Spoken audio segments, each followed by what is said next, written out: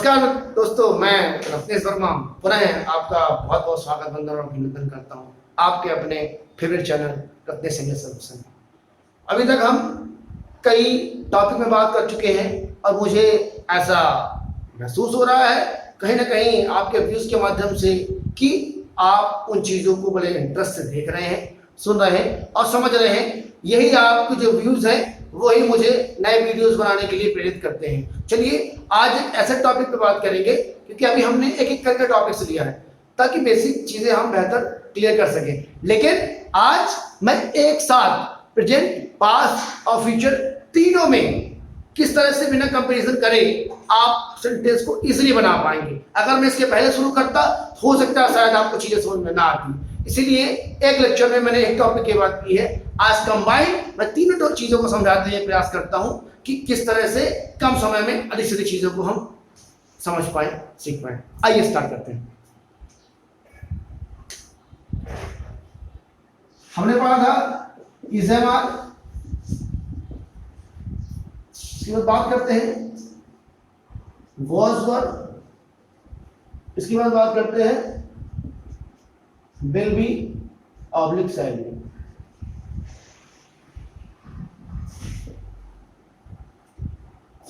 ध्यान दें, जिस तरह से हम सेंटेंस बनाए थे इज़ेमार में कोई क्या है, कैसा है, कहाँ है, कौन है, उसी तरह से हम पास्ट में बात करते हैं कोई क्या था, कौन था, कैसा था, कहाँ था, इसके लिए। और अगर फ्यूचर में उसी चीज की बात करते हैं तो कोई क्या होगा, कैसा होगा, कहाँ होगा, इन चीजों को बताने के लिए हमको इसका प्रयोग करना पड़ेगा। तो एग्जाम्पल के माध्यम से देखते हैं, जैसे कि एक छोटा सा वाक्य, आई एम हैप्पी, इसका बनता है I was happy and I will be happy.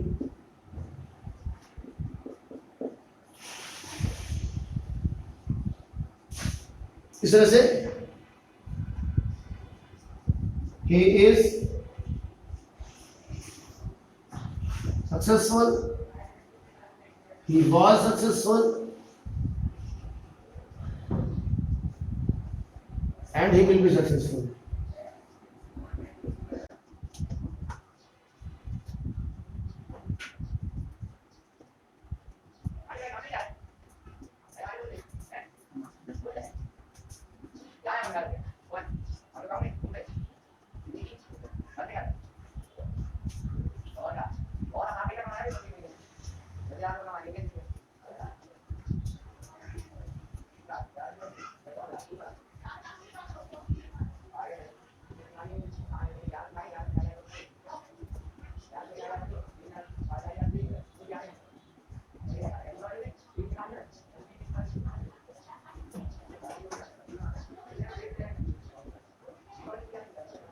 चलो देखते हैं जैसे सेंटेंस कैसे बना पाएंगे। I am happy, I was happy, I will be happy. मैं खुश हूं, मैं खुश था, मैं खुश होऊंगा या मैं खुश रहूंगा। ही इज सक्सेसफुल, वह सफल है। ही वॉज सक्सेसफुल, वह सफल था। And he will be successful, वह सफल रहेगा। नेक्स्ट बात करते हैं वी आर ऑनेस्ट, हम ईमानदार हैं। वी वर ऑनेस्ट, हम ईमानदार थे। And we will be honest, हम ईमानदार रहेंगे। ही इज लेबोरियस, वह मेहनती है। He was laborious, वह मेहनती था। and he will be laborious, वह मेहनती रहेगा। It is important, यह महत्वपूर्ण है। It was important, यह महत्वपूर्ण था।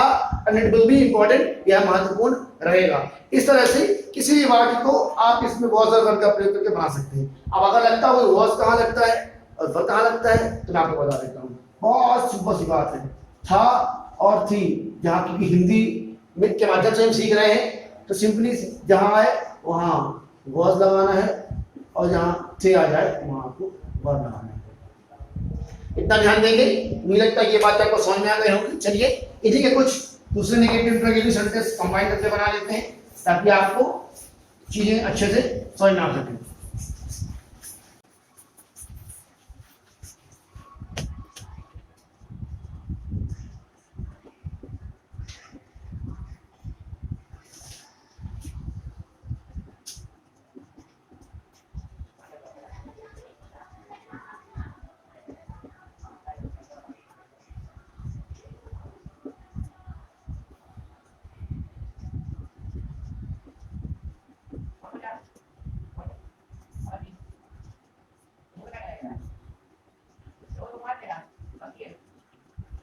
कुछ वाक्य है जैसे क्या वह बीमार था, सिंपल सा है।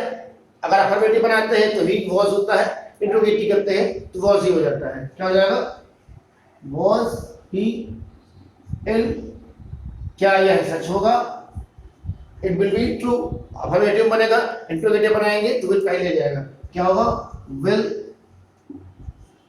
It be true. वे हमारे साथ नहीं होंगे, नेगेटिव है सिंपल सा, they will not be with us. क्या तुम यहां उपस्थित थे? उससे पूछना है। अगर अफर्मेटिव बनाते हैं तो होता है यू वर प्रेजेंट। इंट्रोगेटिव, अगर इंट्रोगेटिव बनाएंगे उसी का तो वर यू हो जाएगा। क्या हो जाएगा? Were you. So were you present here. क्या यह गलत होगा? यह गलत होगा, it will be wrong. Interrogative आएंगे तो विल इट बी हो जाएगा।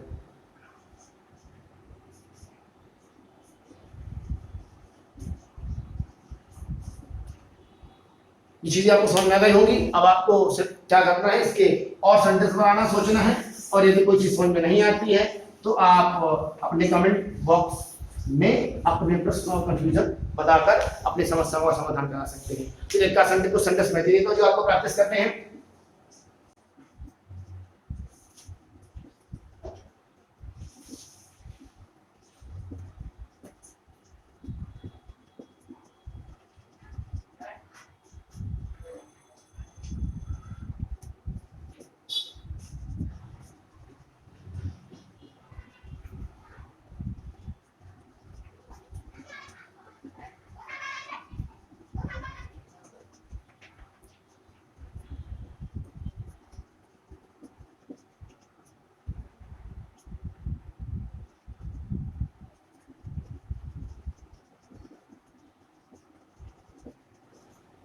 चलिए कुछ वाक्य लिखे हैं। अब सोचिए इन तीनों चीजों को जो हमने पढ़ा है उनका प्रयोग करके कैसे आप छोटे छोटे पैराग्राफ के चाहे तो स्टोरी टाइप का क्रिएट कर सकते हैं। उसके लिए थोड़ा सा आपको प्रयास करना पड़ेगा। ऐसे वह खुश है, ही इज हैप्पी, क्योंकि वह एक ईमानदार व्यक्ति था, because he was an honest person, और वह अभी अपने काम के प्रति समर्पित है, and he is dedicated towards his work, इसीलिए वह एक सफल व्यक्ति होगा।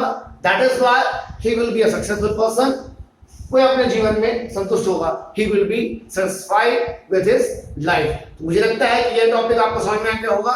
नेक्स्ट लेक्चर में एक नए टॉपिक के साथ हम मुलाकात करेंगे। तब तक के लिए बहुत बहुत धन्यवाद। नमस्कार।